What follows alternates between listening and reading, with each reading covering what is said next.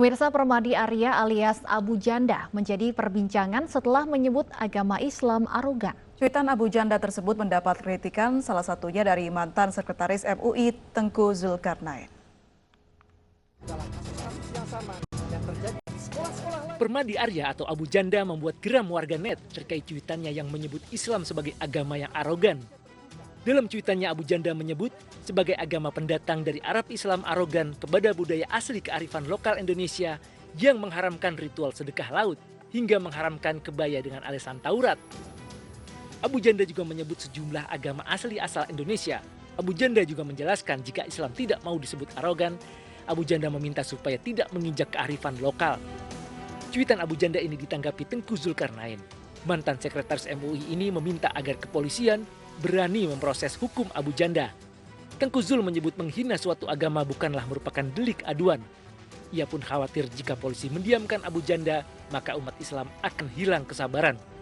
Namun belakangan Abu Janda menyebut bahwa cuitannya ini sebagai bentuk otokritik. Sebagai orang yang beragama Muslim, Abu Janda menganggap bahwa agama yang ia pegang menjadi arogan.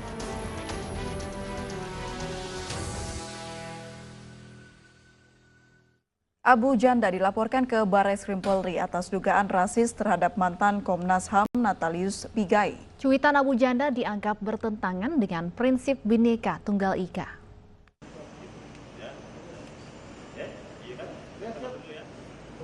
Dewan Pimpinan Pusat Komite Nasional Pemuda Indonesia (DPP KNPI) melaporkan Permadi Arya alias Abu Janda ke Barreskrim Polri. Laporan ini terkait dugaan rasis terhadap mantan Komnas HAM Natalius Pigai. Abu Janda dinilai tidak mencerminkan prinsip kebinekaan dan tidak menghargai perbedaan suku, agama, ras, dan antar golongan. KNPI berharap laporan ini bisa ditindaklanjuti oleh pihak kepolisian dan diharapkan kepolisian segera memanggil Abu Janda untuk diperiksa. Seperti diketahui, Permadi Arya alias Abu Janda menjadi bahan perbincangan setelah menuliskan cuitan berbau rasis kepada Natalius Pigai di akun sosial media milik Abu Janda. Dari Jakarta, Stephen Patinama, Irfan Hardiansah, iNews melaporkan.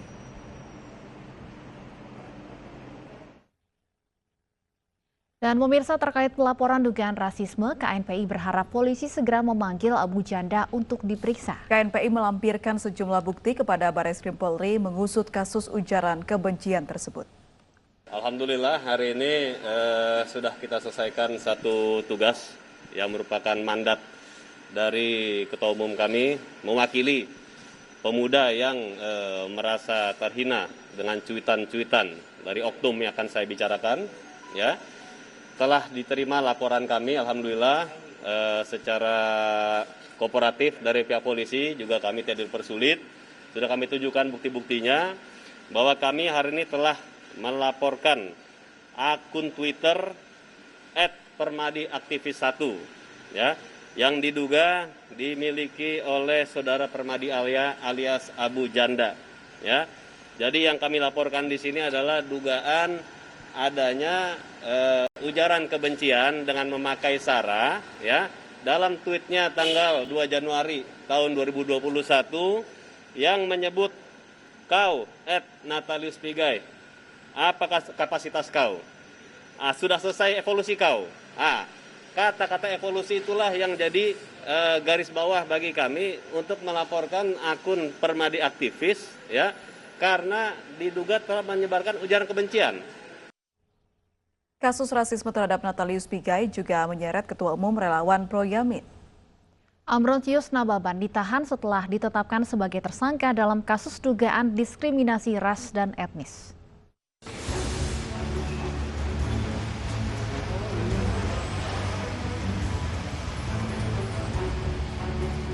Ketua Umum Relawan Pro Jokowi Amin Ambrosius Nababan ditahan usai diperiksa penyidik Barreskrim terkait unggahan dugaan rasisme yang disampaikan kepada Natalius Pigai dalam akun Facebook miliknya. Saat diperiksa, Ambrosius Nababan dicecar 25 pertanyaan oleh penyidik. Rasis gitu, atau sebenarnya nggak ada, saya bukan rasis.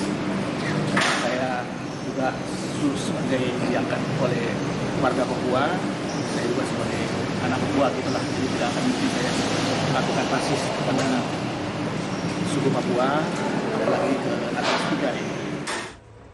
Meski Ambrosius Nababan sudah meminta maaf dan menyesali perbuatannya, kepolisian tetap memproses kasus ini. Sebelumnya Ambrosius Nababan mengunggah foto Natalius Pigai yang disandingkan dengan gorila di akun Facebook miliknya. Penyidik telah mengeluarkan surat perintah penahanan nomor SP-Han /18 /1 Romawi /2021 Direktorat Tindak Pidana Cyber. Mulai hari ini tanggal 27 Februari sampai dengan tanggal 27 Januari sampai dengan 15 Februari. Unggahan Ambrosius Nababan mendapatkan kecaman dari berbagai pihak. Tim Liputan iNews melaporkan.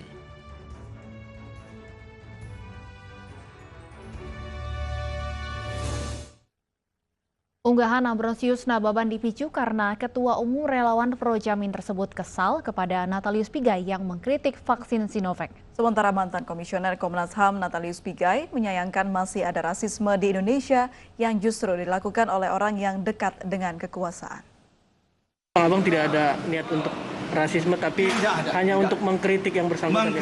Mengkritik dengan keras bahwa Pak Pigai, kalau Anda memang tidak setuju Sinovac itu nggak masalah, semua orang bisa nggak setuju. Tapi jangan Anda expose keluar bahwa saya tidak percaya kepada Sinovac dan saya akan membeli produk dari luar negeri. Itulah pernyataan Ambrosius Nababan sebelum ditahan Bareskrim Polri untuk mengklarifikasi unggahan berbau rasis yang viral di media sosial. Ambrosius menyatakan mengikuti proses hukum. Ambrosius Nababan mengakui bahwa apa yang menjadi viral saat ini adalah benar status yang dibuatnya. Benar abang yang memposting, Bang? Ya, saya yang posting, benar. Oke. Saya akui memang itu postingan saya. Dan sebenarnya gambar itu sebenarnya saya kutip, saya copas dari ada orang bertepatan ya. Saya ketemu ada Fatima namanya. Ya, Fatima, nengok nanti di hotel. Itu dia posting juga, tapi tidak dibilang dia rasis. Dan saya tengok juga yang lain-lain banyak juga rupanya. Tapi tidak pernah dikatakan orang itu rasis. Berarti kenapa saya yang copas orang punya saya dibilang rasis? Mendapatkan ujaran rasisme, mantan Komisioner Komnas HAM Natalius Pigai mengaku tidak sakit hati maupun dendam. Yang paling buruk dalam sejarah relasi dengan rasisme itu adalah pemimpin yang berkuasa. Kita khawatir Indonesia makin lama menghasilkan, memproduksi pemimpin yang bisa membantai suku, terutama yang paling riskan itu adalah Papua. Karena itu ketika orang nanya, kenapa kamu tidak polisikan? Ya cukup yang soal polisikan itu hubungan mereka dengan rakyat aja. Karena ketika mereka teror ke saya, terutama dalam konteks rasisme, itu rakyat Papua yang kena. Merasa ikut. Merasakan. Usai diperiksa penyidik Bareskrim Polri dan ditetapkan sebagai tersangka, Ambrosius Nababan kini ditahan di Bareskrim Polri. Tim Liputan iNews melaporkan. Pemirsa, ribuan warga Sidoarjo hingga luar daerah yang melanggar protokol kesehatan disidang di Gor Tenis Delta Sidoarjo, Jawa Timur. Mereka terjaring razia justisi yang digelar mulai 11 hingga 25 Januari 2021 lalu. Sidang pelanggaran protokol kesehatan di Gor Tenis Delta Sidoarjo membludak. Warga yang datang sejak pagi terpaksa antri di luar gor. Antrian ini justru menimbulkan kekhawatiran baru karena tidak sedikit warga yang justru berkerumun. Antrian ini akibat ruangan sidang yang terbatas dan harus bergiliran mengikuti sidang. Warga yang terjaring razia justisi mencapai lebih dari 200 orang. Denda yang dikenakan kepada pelanggar pun bervariasi mulai 100.000 hingga 10 juta rupiah. Wakil Gugus Tugas COVID-19 Kabupaten Sidoarjo Kombes Pol Sumarji menyatakan akan mengevaluasi pelaksanaan sidang tipiring ini karena masih banyak warga yang mengeluh karena jarak yang terlalu jauh dari domisili pelanggar dan dilaksanakan di jam sibuk sehingga perlu pembenahan. Kita sampaikan karena memang penegakannya ini kita masifkan, ya secara otomatis untuk jadwal sidang harus kita berikan lebih, yang tadinya itu awalnya itu adalah seminggu itu sekali, ini kita buat 2 kali, ternyata kebanyakan yang hadir, maka akan kita kembalikan seperti jadwal semula. Pemirsa, Ariel Noah kembali disuntik vaksin COVID-19 dosis kedua pada hari ini. Ya, selain Ariel, YouTuber Risa Saraswati juga menerima vaksin kedua di RSKIA Kota Bandung, Jawa Barat. Artis Nazril Irham atau lebih dikenal dengan Ariel Noah menjadi salah seorang publik figur yang menerima suntikan vaksin COVID-19. Suntikan vaksin COVID-19 kedua untuk Ariel berlangsung di RSKIA Kota Bandung, Jawa Barat. Sebelum disuntik, Ariel dan penerima vaksin lainnya harus melalui rangkaian uji kelayakan untuk mengetahui kondisi tubuh. Dalam upaya menekan penyebaran corona, Pemkot mempercepat vaksinasi COVID-19 di Kota Bandung dengan target awal sebanyak 23.000 vaksin untuk tenaga kesehatan. Dari penyuntikan yang pertama, itu sebenarnya nggak kerasa apa-apa, cuma kerasa malam jam 8 malam memang lumayan ngantuk, nggak seperti biasanya karena saya kan biasanya tidurnya jam 3 gitu kan. Ini jam 8 malam udah ngantuk, jadi itu yang nggak biasanya. Sisanya sih nggak ada yang aneh. Hari kedua kerasa hampir kayak saya kira demam pas bangun tidur hari kedua saya kira demam. Saya bangun langsung cek termometer. Ternyata masih 36,3 waktu itu. Jadi cuman perasaan aja demam, tapi ternyata bukan. Ya, sesuai dengan sasaran yang dititipkan atau memang terdaftar di Kota Bandung. Untuk tahap 1 SDM Kesehatan kan sekitar 23.000. Kemudian dosis pertama kita mulai launching di tanggal 14 Januari. Artinya hari ini memang memasuki dosis kedua bagi rombongan yang disuntik pada tanggal 14 Januari. Kami sendiri mendapatkan stok vaksin itu ada 25.000 vial dan itu kami atur sesuai dengan daftar yang memang sudah didaftarkan di sistem pendaftaran SISDMK. Gitu. Sebelumnya, pemirsa, Presiden Joko Widodo menjalani vaksinasi COVID-19 yang kedua. Presiden memastikan vaksin untuk masyarakat akan tersedia pada pertengahan Februari.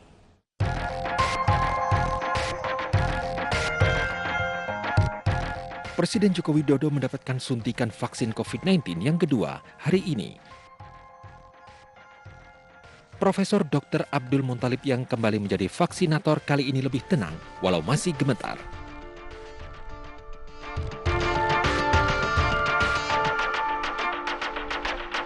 Bagaimana tadi proses penyuntikan yang dosis kedua kepada Bapak Presiden kali ini, Prof?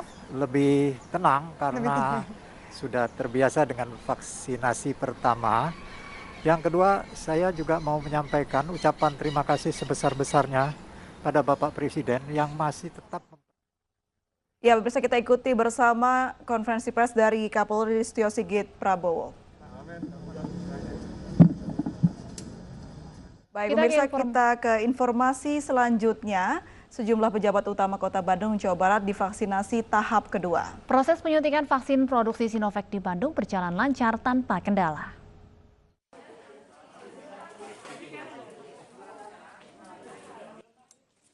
Penyuntikan vaksin tahap kedua bagi pejabat utama Kota Bandung, Jawa Barat digelar di Rumah Sakit Ibu dan Anak Jalan Kopo, Bandung. Vaksinasi tahap kedua diikuti oleh Sekretaris Daerah Kota Bandung, Emma Sumarna, Kapolrestabes Bandung, Kombes Pol Ulung Sumarna, serta sejumlah pejabat lainnya termasuk tenaga kesehatan. Setelah vaksin pertama tanggal 14, saya tidak mendapatkan efek samping apapun. Kalau pegal kecil saya pikir itu lumrah, namanya orang disuntik. Dan hari ini pun ternyata ada screening lagi kan tadi, tensi kita diperiksa, kemudian juga saya ditanya dengan berbagai hal, alhamdulillah memenuhi persyaratan, dan alhamdulillah tadi saya juga sama sudah disuntik 2 kali, dan sekarang saya menunggu mungkin sisa waktu saya di sini tinggal 25 menit, karena nanti dokter akan mengontrol bagaimana ada dampak atau tidak. Pemerintah Kota Bandung mendapatkan alokasi vaksin COVID-19 dari pemerintah Provinsi Jawa Barat sebanyak 25.000 dosis vaksin pada tahap pertama. 25.000 dosis vaksin tersebut diprioritaskan bagi tenaga medis di Kota Bandung. Dari Bandung, Jawa Barat, Billy Maulana, iNews melaporkan. Tersinggung dituding melakukan pungutan liar, relawan angkut jenazah di Kota Bandung menggelar aksi mogok. Akibatnya, pihak keluarga harus mengusung peti jenazah COVID-19 sendiri ke area pemakaman.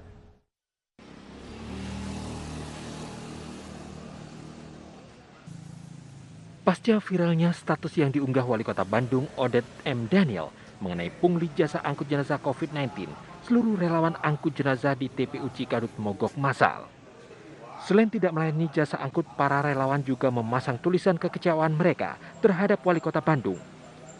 Mereka mengaku kecewa dengan tudingan melakukan pungli hingga jutaan rupiah kepada pihak keluarga dari jenazah yang dimakamkan. Alasan kita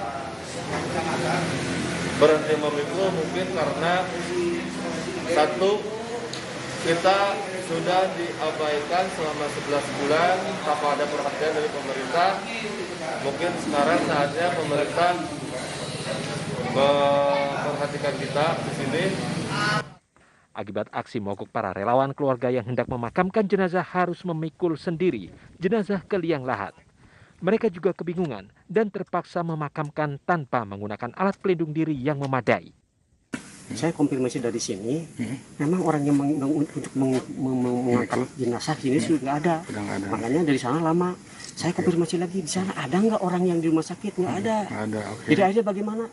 Ya mau nggak mau katanya keluarga harus. Belum diketahui sampai kapan para relawan akan terus menggelar aksi mogok. Mereka berharap aksi ini bisa menggugah perhatian pemerintah yang selama 11 bulan ini dianggap mengabaikan keberadaan mereka.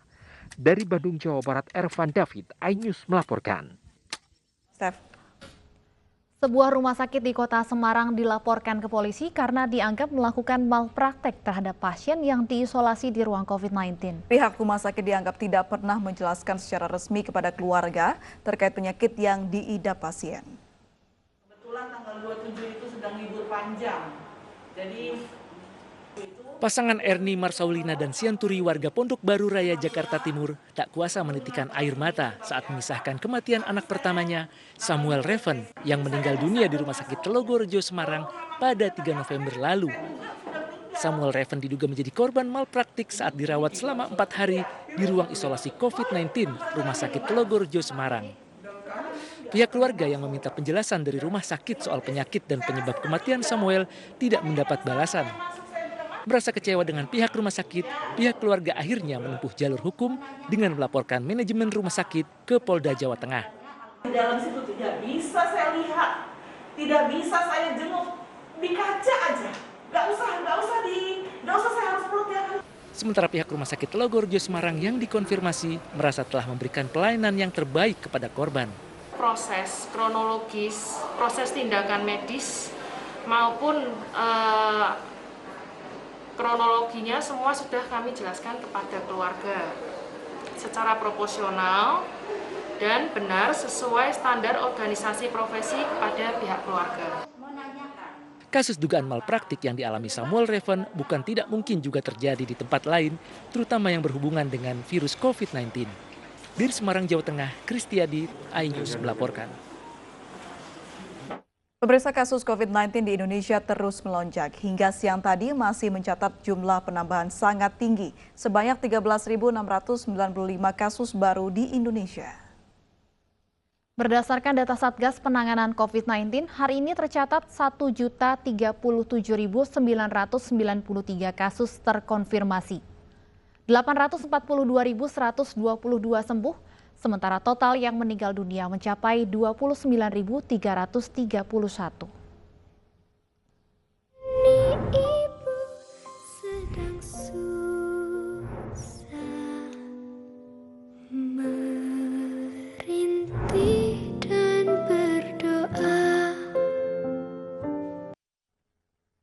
Kecelakaan beruntun terjadi di Jalan Raya Bypass Kota Mojokerto, Jawa Timur. Seorang sopir truk terjepit bagian depan kendaraan yang dikemudikannya. Dan informasi tadi menutup perjumpaan kita dalam Anyus sore hari ini, pemirsa. Tetaplah bersama Anyus karena beberapa saat lagi akan hadir program Anyusroom bersama Abraham Silaban yang akan mengupas kisruh pengangkut jenazah mogok kerja. Saya Aprilia Putri. Dan saya Stefani Patricia. Terima kasih atas kebersamaan Anda. Selamat sore dan sampai jumpa.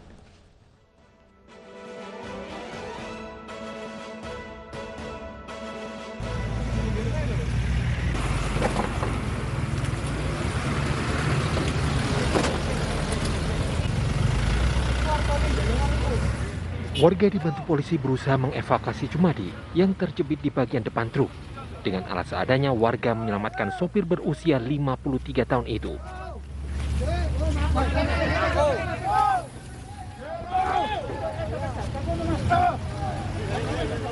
Setelah hampir 1 jam, Jumadi warga Kecamatan Kudu, Kabupaten Jombang berhasil dievakuasi. Korban mengalami luka di bagian kaki. Korban mendapatkan pertolongan pertama dari PMI setempat sebelum dibawa ke rumah sakit untuk perawatan lebih lanjut. Jumadi menjadi korban kecelakaan beruntun 3 truk di Jalan Raya Bypass Kelurahan Gunung Gedangan, Kecamatan Magersari, Kota Mojokerto, Jawa Timur. 3 truk dari arah yang sama melaju dari Jombang menuju Surabaya. Daerah sering dadan. Terus nabrak, berapa kendaraan yang kecelakaan, Mas? 3 kendaraan. 3 kendaraan. Mas, tadi supirnya sempat kecepit gimana? Kecepit di body truck itu? Body truck di bawah setir. Oh, terus yang nolongin siapa tadi? Banyak yang nolongin. Warga ya, sama polisi ya? Akibat kecelakaan, jalur lalu lintas di Jombang menuju Surabaya sempat tersendat. Truk yang terlibat kecelakaan dibawa ke unit Satuan Lalu Lintas Polresta Mojokerto untuk pemeriksaan. Dari Mojokerto, Jawa Timur, Salahuddin, iNews melaporkan.